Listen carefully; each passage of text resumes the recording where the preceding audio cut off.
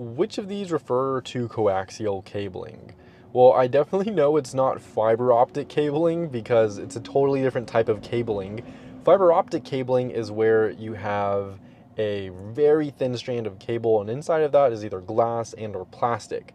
And you're sending light pulses through it, which transfer data. It's pretty cool, but it's pretty expensive, and it's not coaxial cabling.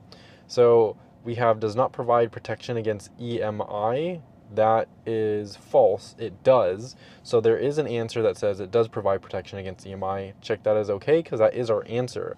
You have shielding around it that protects it from electromagnetic interference. Now, I said it wasn't fiber optic cabling. Check copper cabling, because there is a long, thin strand of copper that runs through the whole cable.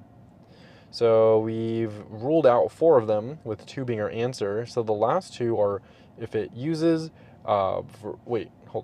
used for carrying cable television signal. Let's start with that one. Used for carrying cable television signal, this is true. So if you have an older house and you have like a cable coming out of the ground and you plug it into your TV little flickety box thing, that's what that is. It's a coaxial cable. It can connect to routers as well, and it uses Ethernet through that copper as well, through power. Now, is it used for broadband internet access? I guess I kind of just answered that.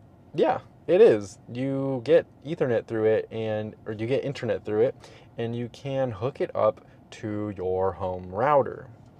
So some characteristics of coaxial cabling is that it is a copper cabling. It's one strand going all the way through.